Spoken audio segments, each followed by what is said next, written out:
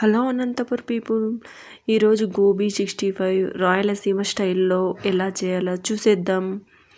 ఒక కాలీఫ్లవర్ తీసుకోవాలి. ఒక కాలీఫ్లవర్ తీసుకున్న తర్వాత వాటర్లో కడుక్కొని క్లీన్ చేసుకోవాలి. సైడ్స్ ఆకులన్నీ తీసేసి చిన్న చిన్నగా పువ్వులు కట్ చేసి పెట్టుకోవాలి. బాగా హాట్ వాటర్ బాయిల్ అయ్యేటప్పుడు వేయాలి.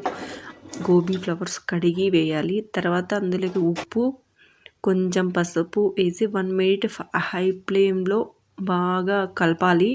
కలిపిన తర్వాత స్టవ్ ఆఫ్ చేసి ఒకటి బొక్కుల గిన్నెలోకి అవన్నీ గోబీ ఫ్లవర్స్ అన్నీ వేసి వాటర్ వంపేసి పడేసేయాలి. తర్వాత ఒక బౌల్ తీసుకొని బౌల్లోకి బొక్కల గిన్నెలో నుంచి అందులో గోబీ ఫ్లవర్స్ అన్నీ వేసి చికెన్ 65 మసాలా వేసి ఉప్పు, కారం, పసుపు ప్లస్ బియ్యపిండి వేసి బాగా కలుపుకోవాలి. తర్వాత అందులో కొద్ది వాటర్ కూడా వేసుకోవాలి.